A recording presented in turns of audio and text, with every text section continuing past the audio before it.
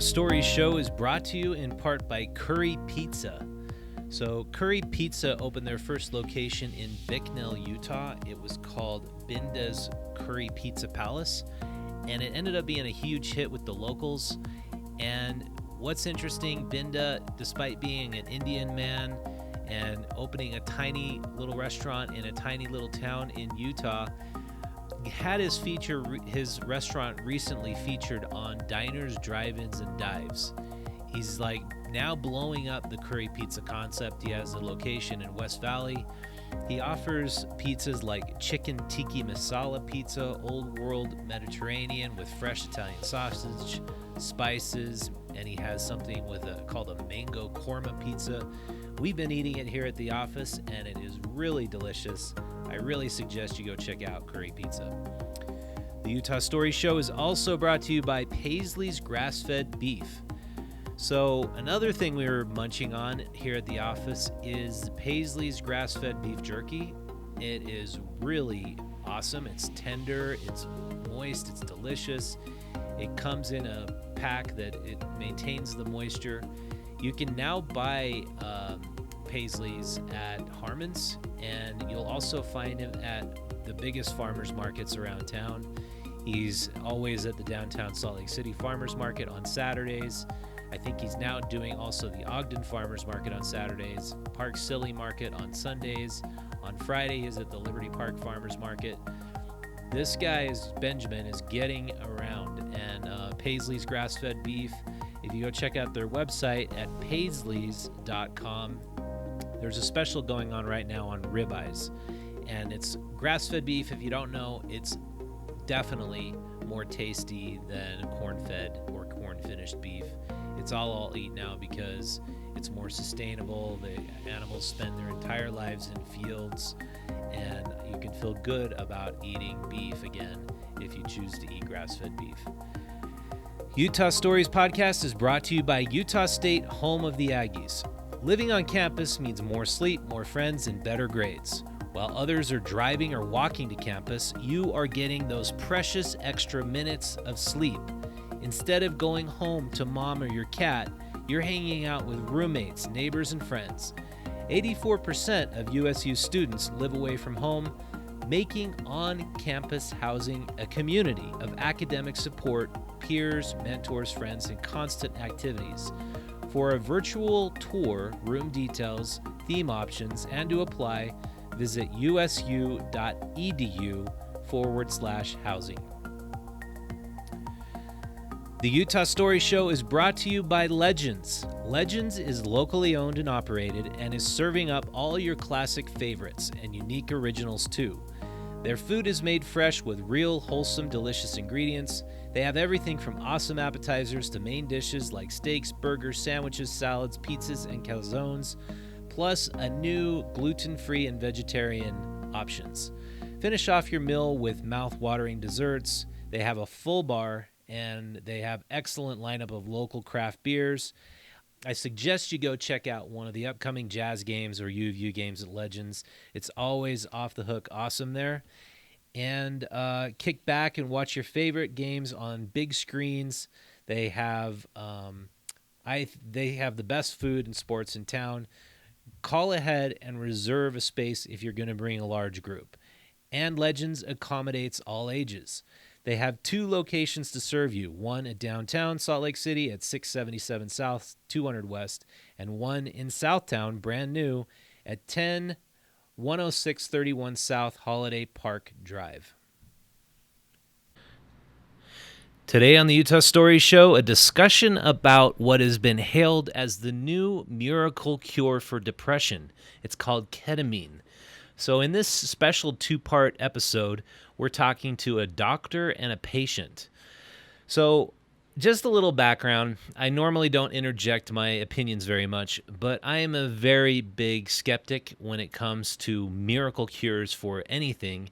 And I'm also a very big skeptic when it comes to diagnosing and labeling anything that anybody has as some sort of psychological disorder. Whether it comes to bipolar, ADD, ADHD, Everybody could say at any point in their lives that they are experiencing some level of neuroses or psychological problems that could be diagnosed to receive some kind of psychotropic or SSRI. So I want to interject that background so that you'll understand the context of this discussion. Still, it was a very fascinating look into ketamine, and Dr. Robert Hiemstra, who is actually a doctor administering ketamine here in Salt Lake City, is the man I spoke to who was the doctor side of things. On the patient side of things, I talked to a woman who's long been a patient and has seen a lot of success in using ketamine to treat her depression, which was getting to the level of depression. And I want to tell you, while I'm a skeptic of labels and antidepressants, if you are suffering from depression, obviously the best thing you can possibly do is get help. I'm definitely not endorsing or suggesting that people who are suffering do not receive help. So without further ado, my conversation with Dr. Robert Hiemstra. All right, Dr. Robert Hiemstra, thanks for being on the Utah Story Show. You bet. Thanks for having me. All right, first question. Is ketamine a miracle drug? I wish, in fact, let's see, do I have a quote from Nature magazine describing it as the greatest addition to psychiatry of the past 50 years? And when you classify the ketamine molecule, would you put it in the league of being a hallucinogen, or how does it operate in the brain? Well, it has multiple functions. It certainly is a psychedelic. It's the only legal psychedelic. And it's as rated by one of my favorite weirdo intellectual gurus as the number 2 god drug in the list of 15 or so psychedelics. But that in itself would hugely sell it short in that there's many other mechanisms also. So it is a psychedelic. I'm sure that psychedelic contributes a little bit to its antidepressant, as studies done way in the past during the Nixon years, back when they were legal, showed that psychedelics did in fact help depression. It's not a cure, it's just partial. Those are bulky drugs. But with ketamine, there is a psychedelicity that I'm sure contributes some to the antidepressant. But it's really more of a consequence and an effect that we have to deal with in the treatment, where the psychedelic part becomes important. But for the antidepressant part, there's 2 or 3 other mechanisms that are really important. And it seems that the idea of using psychedelics for psychiatry has become a mainstream concept. Michael Pollan wrote a book called How to Change Your Mind. I read that. And he points out accurately that psychedelics have been part of human evolution for thousands of years. And they've really evolved in terms of... I'll just repeat that. He said that psychedelics have been part of human evolution and human history for thousands of years, and they've really we've sort of evolved alongside of them. And I've heard that the claim made that all of religion has possibly psychedelic origins. Do you go so far as accepting that and believing it? Well, that is a belief. That's something from anthropology. There is a lot there. I really enjoyed Michael Pollan's book, but he's not coming at it from a healer. Okay, he is a spiritual quester. He's an evolved hippie. Mm-hmm. What he wants to do, and I sympathize with that, is push your consciousness as far as you can, undergo ego death, nuzzle up against the fundamental consciousness and come to know the higher truths of mankind. Well, all that's nice, but I consider it fluffy and not really to the point. That's more for spiritualists.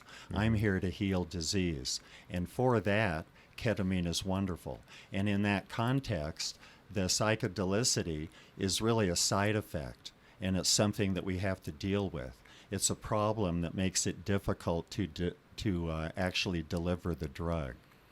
So psychedelics aren't what I'm concerned with. That's really more of a diversion.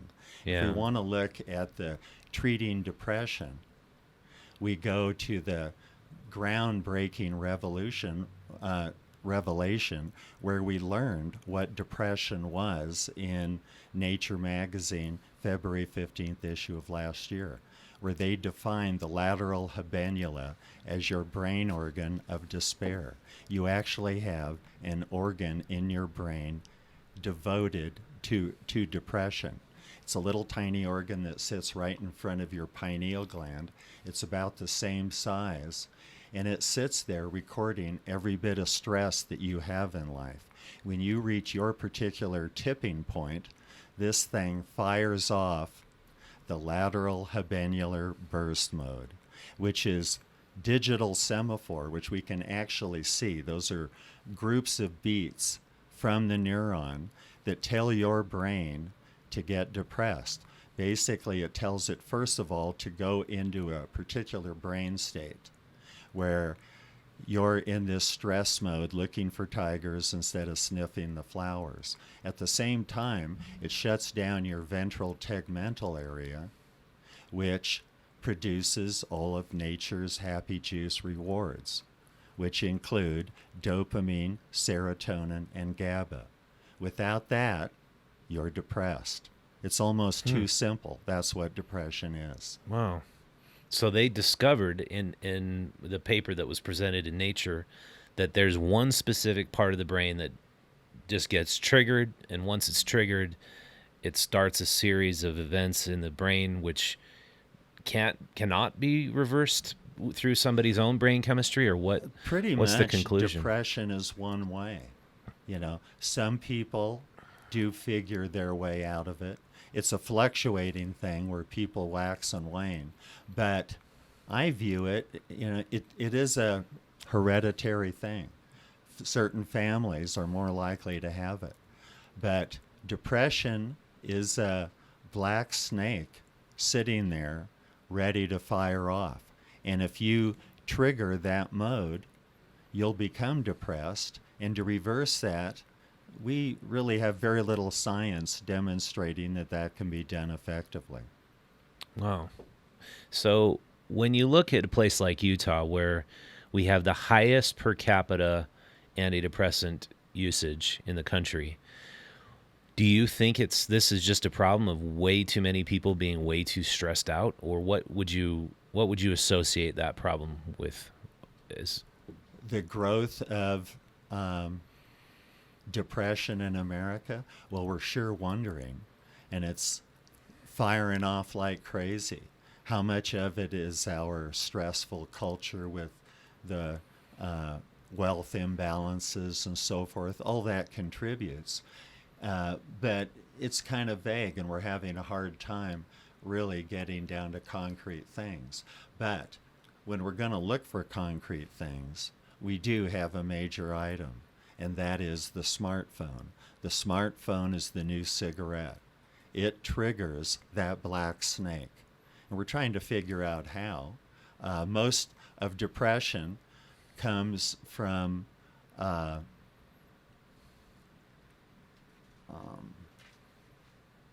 let's see. Would you say most depression is caused by greater societal factors or individual choices? I guess that's probably the heart of my question. Actually, the word I was struggling to find was thwarted ambition. Okay, thwarted ambition, not being able to do what you want to.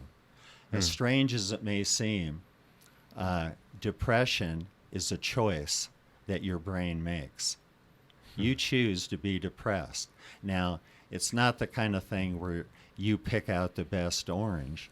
It comes from what anthropologists call, or neuroscientists, a triune decision, where you're using multiple levels of your brain to make a decision, as in using the reptile and the more cerebral part of your brain to make a decision, where things don't work out for you, where you see that somehow the world isn't working out to your advantage, and suddenly that decision has been made. Mm-hmm. But you have made it. But it's an intuitive global one. And we all wonder where it comes from. I do have a rather colorful theory about it that's going on now, and basically it comes from the Neolithic times, when things were incredibly rigid. Probably the worst time in human history was the first 2,000 years of agriculture, where only 1 in 17 men fathered a child. Wow. Why is that? Because the king demanded the right. Now, it is a function, really, of what I usually refer to is the story of Moses and the Midianites, where Moses went to war with the Midianites, and his generals came back and told him that they had won the war, that they had already killed all the men. Here were the women. And Moses said, well, a Midianite woman that has been with a Midianite man will be as a mote in the eye, a thorn in the side, kill all the non-virgin women. And they did. And Moses is one of our more revered figures in history. Well, these men that began agriculture essentially demanded that they have insemination rights for all the cultures, so that only 1 in 17 did. And I would suggest that for depression to be selected for, it's a strange thing to be selected for, considering that every biologic parameter of it is negative. You don't think as well, your memory's worse, you're antisocial, your blood pressure's up, your diabetes is worse, all is negative. Why would the cheerleader want that guy? Well, he doesn't, or she doesn't. So why would this be selected for? Well, back during this time, Grandma was essentially in a harem, and she had to produce soldiers. Mm-hmm. If you had a society that couldn't mount a proper army, Moses was going to be in there to kill all of your men. And Mm-hmm. that's what happened. So Grandma, lying there in this harem, having to donate her uterus for 2,000 years, I think there's an argument for her needing depression just to stay alive. Anyone that resisted, and females prior to this were incredibly rambunctious. They essentially directed evolution during the hunter-gatherer times. But now, suddenly, they're forced into this subservient situation. And I think that's the source of depression. So how does that relate to smartphones? Well, Grandma lying there with nothing to do but allow that king to make soldiers at her expense using her uterus is very similar to any kid with a cell phone looking into that cell phone, observing the lives of the rich and famous as he's swaying to his favorite hip-hop dude. He knows there's something wrong. And for a piece of that wisdom, we could quote Tom Cruise.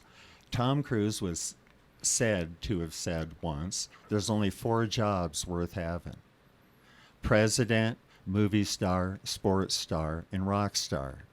Well, that's a pretty fluffy elitist statement, granted, but I would suggest that every kid looking into his smartphone knows, as he's looking at his favorite stars, knows that he's not president, movie star, sports star, rock star, Yeah. and he never will be. He's like grandma lying there in that harem, thwarted ambition. I think that's what's going on. Yeah, I would agree that a big part of it is when you are in probably the worst state of mind is when you are comparing, rather than living in the now and enjoying the present moment, you're comparing your life to the life of the people you admire and your day-to-day activities to the people who you admire and respect. And when you start doing that level of comparison and beyond just being able to think about it, being able to actually see what they're doing moment by moment, how would you not get depressed is the question. If you don't have access to it, if you know, in a country of 300 million people, only one person can be president and a few can be sports stars. Whereas when we were wandering around on the Serengeti as hunter-gatherers in groups of no more than 300, everyone wanted you to be a movie star, sports star. But, in short, there was no thwarted ambition back then. That's what a lot of this elitist creation that we do in our new world leads to. Well, and I contend, and a big part of our mission and our goal with our magazine is to help build local community. I contend that our hierarchy dominant structure, or the structure of our hierarchies, is way too vast and broad. Why not create our hierarchies at a local level so we can look at our lives in terms of our general local small community and say, what can I do to make a difference in this 2-mile geographic area? That is a huge piece of health. If we could just get all those high school kids to listen to your magazine instead of be looking at that smartphone all the time. I agree. Because that what makes someone feel depressed is that you are powerless to the big underlying problems.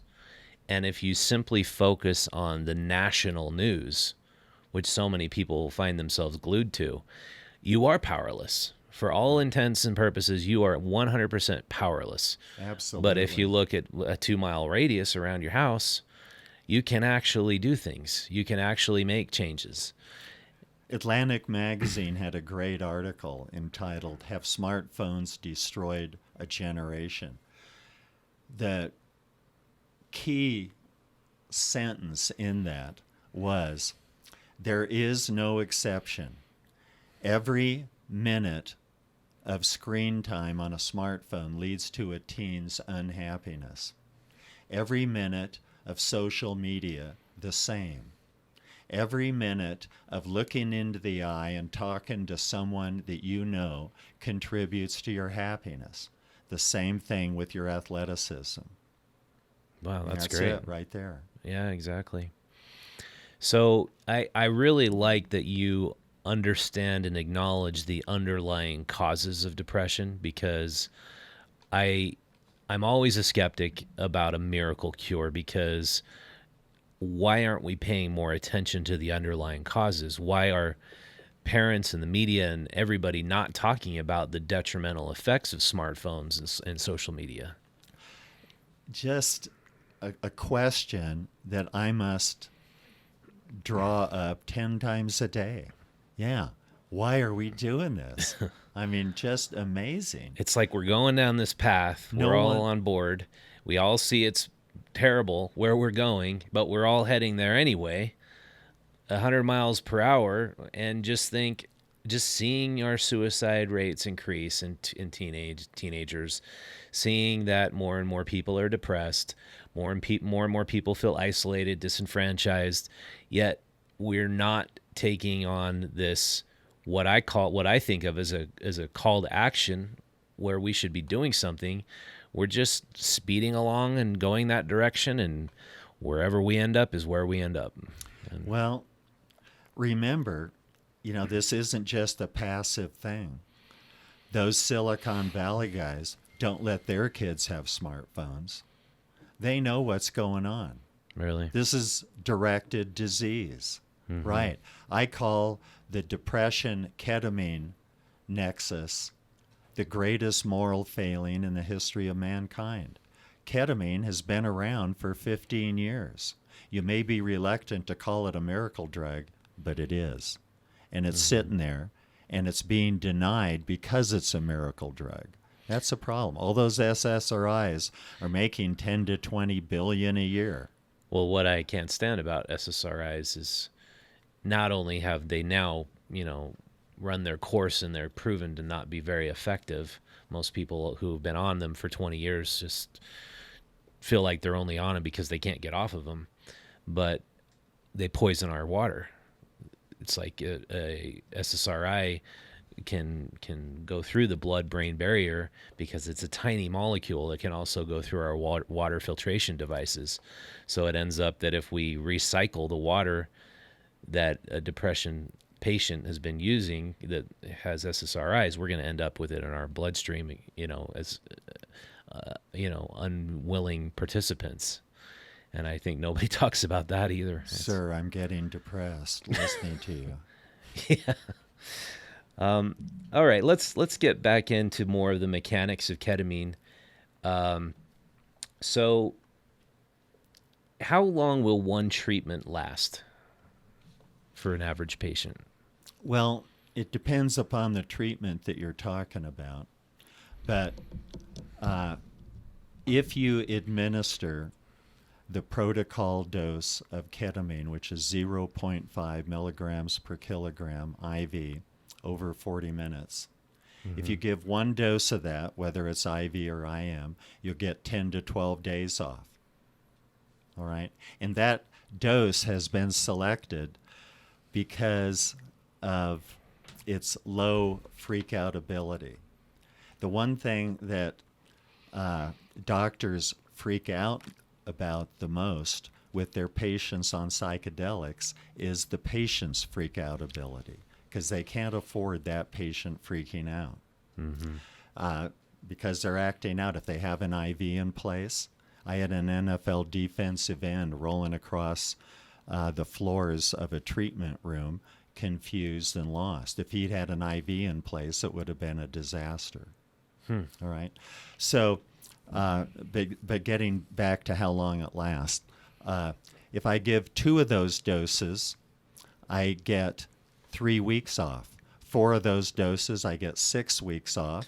By time off, you mean? Off of depression. Oh, just off of depression. So that, so this is the treatment period that you're going for. If I inject it, you have a half an hour of an experience. That's gone after a couple hours. With ketamine's half-life is only 20 minutes. So the wonder of it is that ketamine enters the body, does its work, makes its changes, and it's gone. So you don't have drug levels, but you can have effects for as long as 3 months. That's where I'm going. So I'm finishing up this sequence. So if I give 6 of those 0.5 milligrams per kilogram IV over 40-minute doses, I get 3 months off. That's 3 months with no depression, no blood levels, no side effects. All right? But you have to give that particular amount, and getting it in is the fascinating problem here. So that the way that ketamine is normally administered, IM or IV, is in that protocol 0.5 milligrams per kilogram, given IV over 40 minutes or IM, but you have to give 6 doses. So how is that normally given? Well, it's given every 48 hours. So you get 6 doses over the 12 days. The reason, I'm the cheapest ketamine in America by far for 2 reasons. My $200 a dose is less than everyone else, but I'm 1/6 that price because I condensed those 6 doses down to 1 dose. So I'll charge $200 for that 1 dose every 3 months. that's tough to compete with. Now, why am I doing that?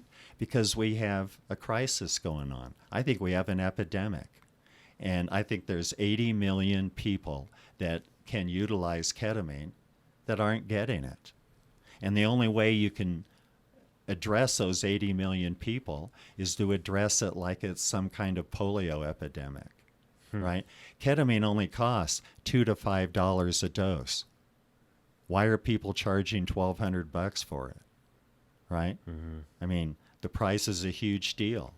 You don't have to get rich on one guy. Treat them all. The more you treat, the more will come out of the woodwork. That's the nature of this disease. And we have a problem in front of us. And how would you describe, so unlike an SSRI, as far as I understand, SSRIs are selective serotonin reuptake inhibitors. They prevent the serotonin in your brain from being taken up again, so you're left with more serotonin over a long period of time. Does ketamine produce more serotonin in the brain? Does it trick your brain into not? It does it, but it does it in an appropriate way. Those SSRIs just flood the brain with extra serotonin. There's not logic to it. Your brain doesn't really use that. It's more just frozen in place. When you're depressed and you don't get those neurotransmitters, it's done across the board in a way that we don't really understand, but it's in a complicated, sophisticated way that fits your thinking. And it's not flooding it with a drug. You're more doing a normal physiologic activity, but we don't really know what it is. What does it mean when you shut down the ventral tegmental area? Well, that's what happens, and that's the pathway to actually cutting back on the neurotransmitters. But we don't really understand that part. But it does happen. And when Amy, who was a patient, described that everything appeared more vivid, she could see things more clearly, her sensory perceptions were stronger.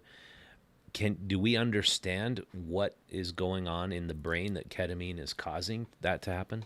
Well, first of all, I'd ask, is she describing the period of psychedelia, or is it the period later when she's not depressed and she just has a return of her normal brain? Psychedelia, of course, you see all the colors of Sgt. Pepper's Lonely Hearts Club Band, right? But that's just the treatment part. And the psychedelia. She was talking about after. Afterwards, when you are depressed, every piece of life function is depressed. It is down. It is a step towards death. Our current obsession with zombie movies is there for a reason. Yeah. They're all depressed folks, is what I would describe them as, and depressed people can relate to them. Yeah. Right? But so a depressed mind, without your nature's happy juice rewards, you're nothing. In fact, a depressed mind can only know itself. If you aren't depressed, you don't know what that person feels like. No. Only depressed people can know depressed people. And the sad thing is, and when you're depressed, every color, even if the red isn't materially, measurably desaturated, you're going to feel like it is. All of its life juice is gone. You aren't interested in it. I do have a contention, though, when it comes to depression. I believe that obviously there are many, many, many people who are depressed, and it's exacerbated through social media, phones, because it exacerbates our isolation. We're supposed to rewire our brains to think that a friend on our phone is the same as a friend in real life. But can't we decide, as those depressive thoughts start emerging, that we will intentionally spend more time in front of real living people, spend more time in nature, where we get greater connection with our creator and creation, and just to simply change the patterns in our life which are causing the depression? It's been said that if you simply do all of the normal things, all the normal social things, athletic things, everything that you used to do before you were depressed. If you just did that ritually for 2 years, you'd be normal. Mm-hmm. Maybe. There aren't many folks that can pull that off. Depression doesn't allow it. So do you look at ketamine as a way to, as you said, give people time off their depression so that they can change their behavior? Or do you think ketamine is more of something that they should just accept, take regularly for the rest of their lives? You know, it'd be real nice to be able to cure depression and just return back to a normal state, whatever that normal state is. I mean, in talking about that, you really have to ask, well, where do you really want to go? What is our evolutionary directive? What do we really want? Well, if you're a Buddhist, you want to be Buddha. If you're a Christian, you have a different set of things that you're doing, right? And these are spiritual questions, what you're talking about. So to really cure depression, I think you have to go to Buddhism and look at a lot of the mechanics. They deal with the mechanics of depression and actual mental illness more than Christianity does in a lot of ways. And it doesn't say anything about the fundamental nature of the religion. It's just the practical part of it. So Buddhism is mostly focused on things that alter mentation, as in the idea of attachment and aversion. Mm-hmm. That's the core of depression by their mode. We acquire addictions, attachments, aversions as we move through life. Mm-hmm. And all those, and that smartphone sure helps. You know, you have all kinds of tastes acquired on that smartphone that are drawn up and made beautiful for you. And bingo, there's an attachment, and it's a frustrated one. That's something for the triune brain to figure into its calculations as it's deciding whether or not it should be depressed.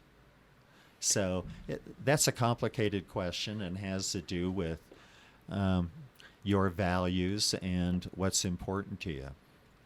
Yeah, and so when people come to you and come to your clinic, do you offer some kind of counseling service as well as the treatment, or is it basically you're offering the treatment and you're telling people if you need more counseling, you need more help, see a psychiatrist or psychoanalyst? I really don't see myself right now as offering much therapy. That's not what I started off to be. That's not where the real need is. Mm-hmm. Now, therapy hugely complements anything that ketamine would do. But depression responds to therapy, but how much? Not that hugely. That's the magic of ketamine. It's a huge blow to the actual processes of depression, which is this lateral habenular burst mode. And I didn't get to it when we were talking about how ketamine works, to the dendritic repair. Dendritic repair is huge, and ketamine is the only thing that does it. Dendrites are the connections between neurons. Every neuron is connected to 1,000 other neurons by way of dendrites.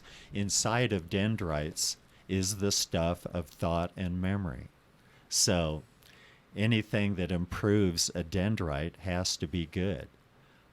The specifics of how much and how does it work and where, we're learning that. But if dendrites are the mortar of the brick wall that is the brain, anything that repairs them has got to be good. We all want our dendrites improved. It's changing the oil in your car. Are there any other sort of is that a property of psychedelics that you'll always not see at all? That's a That's different purely ketamine. Psychedelics have their psychedelicity, and ketamine has its own, mostly by a different mechanism. But these other things that I've mentioned, the lateral habenular burst mode, dendritic repair, and there's another one that has to do with opiate blockers we just found from Stanford. But these are all widely different actions of ketamine that really have nothing to do with the psychedelicity. The psychedelic is something we have to deal with. It's a difficulty. It makes things it makes IVs, for instance, dangerous. If my NFL defensive end that went nuts, if he'd had an IV, difficult.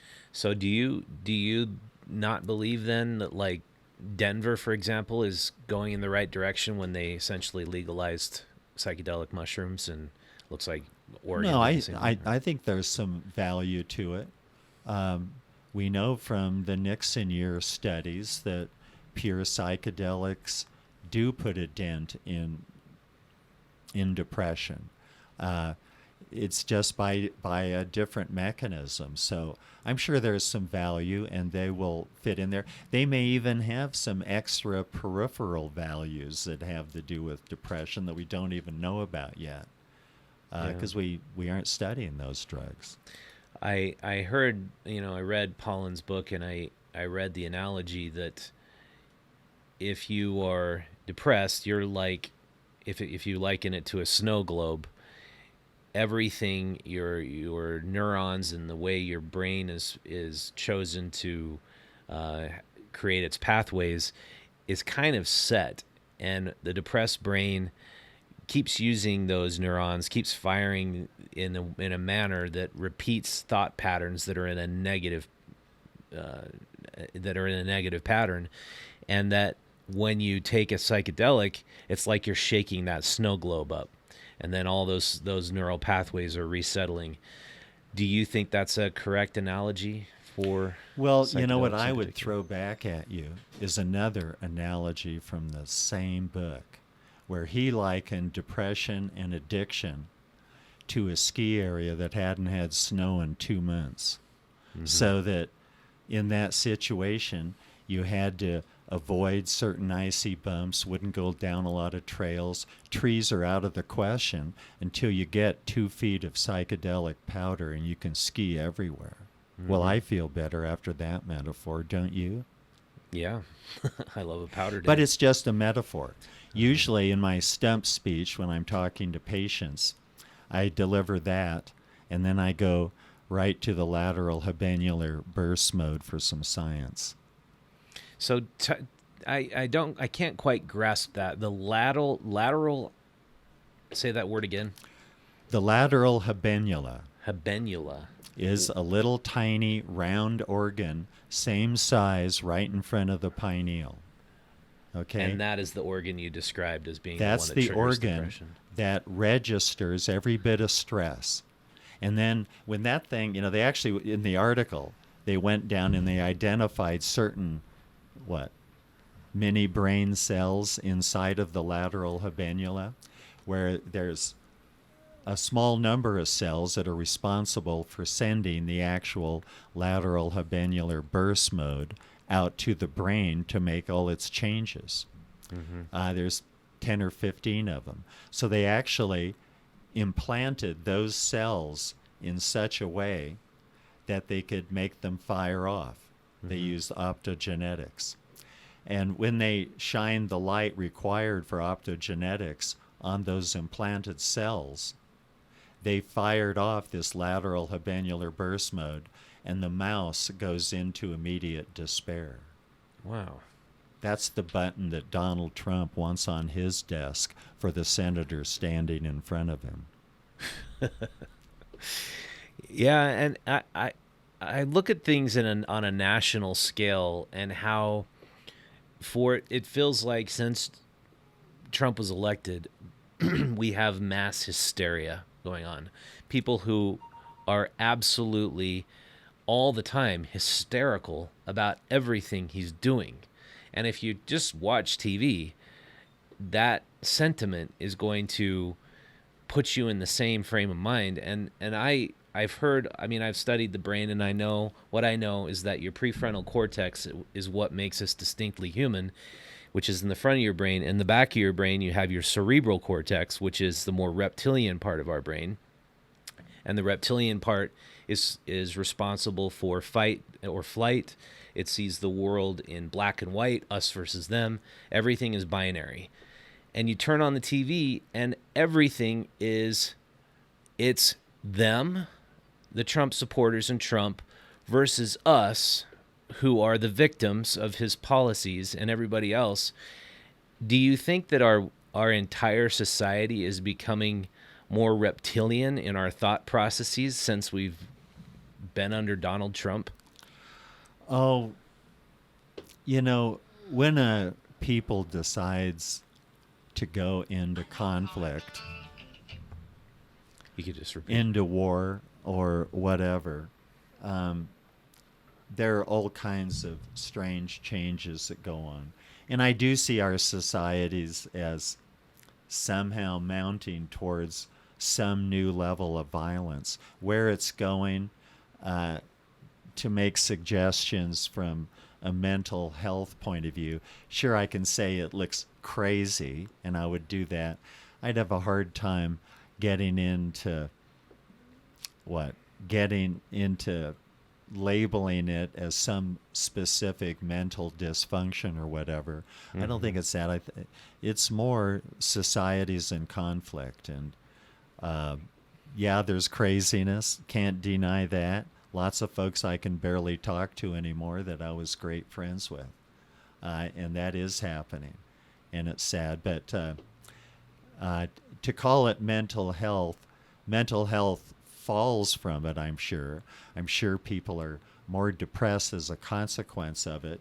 But it is, humans are a pretty violent group of folks, and the things we go through to get to our violence is pretty inscrutable, and I can't pretend to really have the answers to it. Yeah, I just know the least depressed people I know are the ones who don't watch the news, and the most depressed people I know are the ones who know what's going on all the time on a national level. And it's a sad fact that if you just simply turn on those airwaves, it seems they cause a detriment to your own mental brainwaves. Gosh, if you just diagnosed me as being depressed, I think so.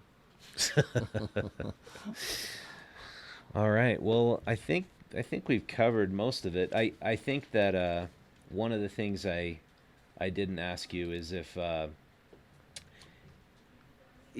do you think we've been kind of lied to by drug companies in the way we understand our own brain functioning? Like, the whole idea of SSRIs is that serotonin is the major driver for our sense of happiness and well-being. Is that just simply a lie? Big Pharma is so good at lying. And absolutely, the whole suppression of ketamine thing. One of my favorite little blurbs is, if it's true that Eli Lilly has been suppressing ketamine for the last 15 years, then it's also true that they've created more pain and suffering in their fellow citizens than Hitler imposed on all the Jews during World War II. And it's by a factor of 10. There's 80 million people that probably need ketamine. Now, some folks get upset at me when I bring up the Nazi analogy for Big Pharma, but, Hitler at least pointed at his enemies and you knew what they were. Big Pharma puts their arm around you and tells you that they're going to cure you of the worst disease known to man, and then they don't. I find an equivalency. Wow. And I also have to say these broad blanket diagnoses for people's states of mind and behaviors by the big psychological associations. I'm not sure who directs all of that, but I go into a doctor today and I tell them sometimes I'm really happy, but sometimes I'm really, really sad too. They're going to call me bipolar and I'll be put on the best bipolar medication right away. I mean, do you think that those diagnoses for ADD, bipolar, depression are too widespread, or are we just really depressed and hyperactive and attention deficit all the time? You know, I was going to be a psychiatrist all through medical school, but it was Freudian then. And I got the sense not a science ready for prime time. And then during the formulation of DSM-5, there was a huge controversy where the editors of DSM-3 and 4 got together and were scathingly critical of the editor of 5 because he was suggesting that psychiatry was ready to be called a neuroscience and to be organized as such. And in the article, they went on and on about the inaccurate diagnoses and probably just invalid diagnoses. We don't understand how the brain works. We have structures for it from psychiatry. But no, I don't call it valid. I don't think it is. And I think that that dispute, graphically portrayed in Wired magazine while DSM-5 was being formulated, and I encourage everyone to read it, that will give you a picture of what psychiatry truly is. And it's something that's ready to become a science. We're studying it so hard.